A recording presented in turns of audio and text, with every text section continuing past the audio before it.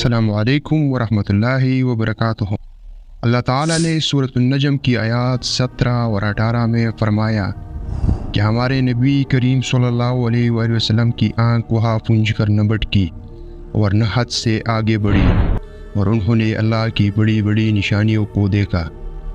اس آیات سے صاف ظاہر ہے کہ قرآن بتا رہا ہے کہ ہر آنکھ اس کو نہیں دیکھ سکتی، لیکن نبوت کی آنکھ نے اس کو باور مشاہدہ بھی کیا اور اپنے رب کی بڑی نشانی کو دیکھا، اور یقیناً یہی بلیک ہول تھا جس کے ہمارے نبی نے باور مشاہدہ کیا اور اپنے رب کی ایک بہت بڑی نشانی کو دیکھا۔ دوستو، آج کی ویڈیو بہت اسپیشل ہے۔ ہم نے بلیک ہولز کے بارے میں بہت سنا۔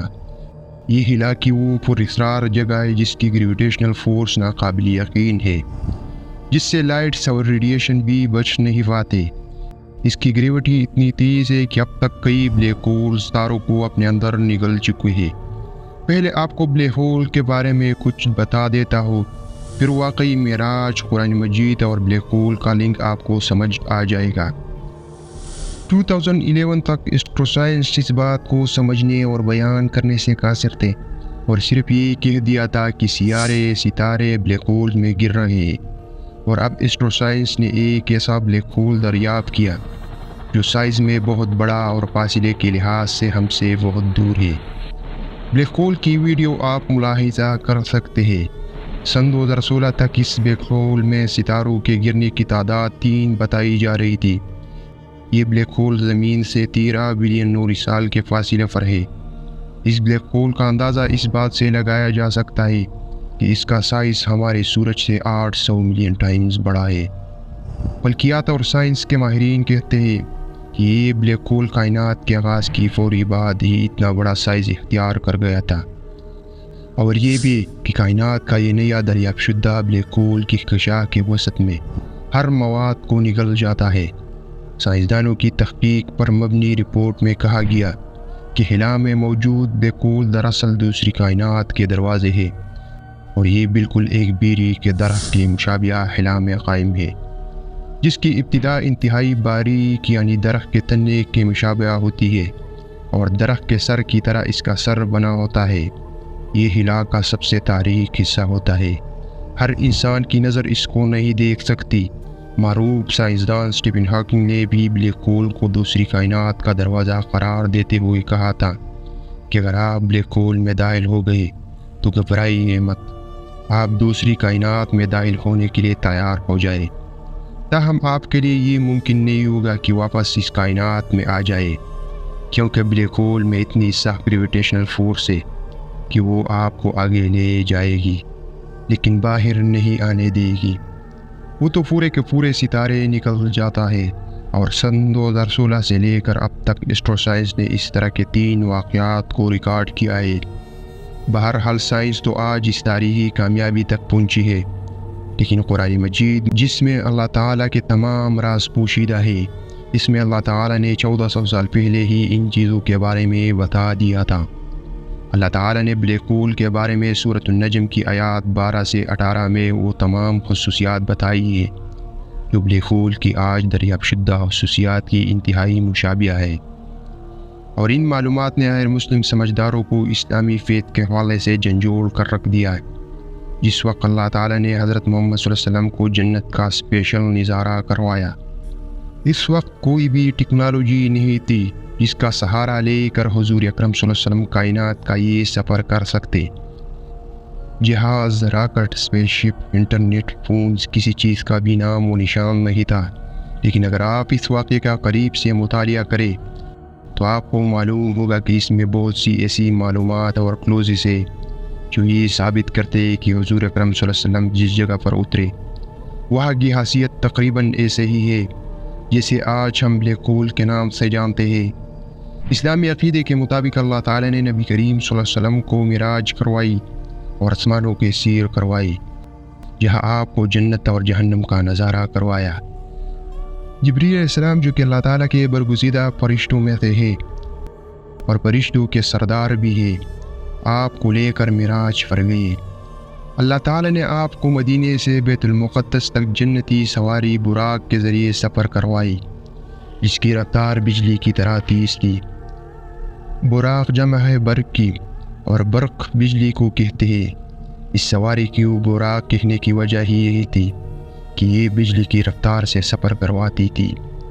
پھر مسجد الاقصیٰ میں نبی کریم صلی اللہ علیہ وسلم نے دنیا میں بھیجے گئے تمام انبیاء اور رسولوں کو جو پہلے گزرے تھے امامت کروائی۔ اس کے بعد نور کی ایک سیڑھی تھی جس کے ذریعے آپ کو آسمان تک لے جایا گیا، جہاں سے آپ صلی اللہ علیہ وسلم صدر المنتہا جو کسی بھی مخلوق کے لیے آخری حد مقرر ہے وہاں پہنچے۔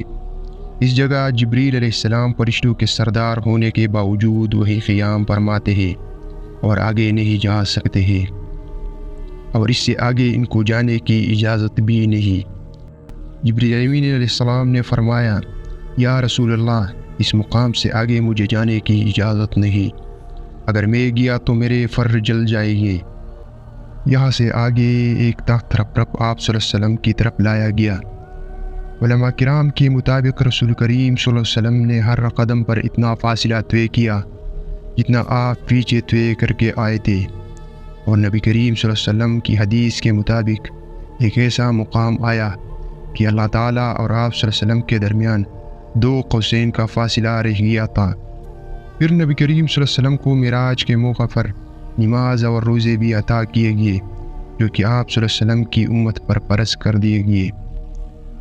سفر معراج سے واپسی پر جب آپ نے معراج کا ذکر شروع کیا تو مشرکین طرح طرح کے اعتراضات اٹھاتے رہے اور مسخرے کیے، تاہم آج سائنسدانوں نے قرآن پاک کی ہی سورۃ النجم پر سائنسی انداز سے تحقیق میں یہ ثابت کر دیا ہے کہ نبی کریم صلی اللہ علیہ وسلم کا سفر معراج جسمانی طور پر ممکن، حقیقی اور حقیقت پر مبنی تھا۔ آج سائنس نے یہ ثابت کیا ہے کہ بلیک ہول میں بے شمار تارے ٹوٹ کر گرتے ہیں، لیکن 1400 سال پہلے قرآن مجید کی جس صورت میں اس واقعہ معراج کا ذکر کیا ہے، اس کا نام بھی اللہ تعالیٰ نے سورۃ النجم رکھا۔ نجم کا عربی معنی ہے ستارہ، اور اس سورہ کی پہلی آیات میں اللہ تعالیٰ نے ستارے کے گرنے کا ذکر کیا اور فرمایا، قسم ہے تارے کی جب وہ گرے۔ میں حیران ہوں اللہ کی اس لارے کتاب پر۔ اور سائنسدانوں نے بلیک ہول کے بارے میں کہا کہ یہ درخت کی مانند ہے اور خاص طور پر بیری کے درخت کی طرح ہے، اور اللہ نے اسی سورۃ النجم کی آیات نمبر 14 میں فرمایا، سدرۃ المنتہا کے پاس۔ منتہا کہتے ہیں کسی مقام کے انتہائی اینڈ پوائنٹ کو، چونکہ اس کے آگے کسی مخلوق کو جانے کا حکم نہیں، اس لیے اس مقام کو منتہا کہا گیا۔ لیکن سدرہ کا معنی ہے بیری کا درخت۔ اس کا ترجمہ یوں کرے کہ اس بیری کے درخت کے پاس جس کے آگے جانے کی کسی کو اجازت نہیں، اور سائنسدانوں کے مطابق یہی بلیک ہول ہے۔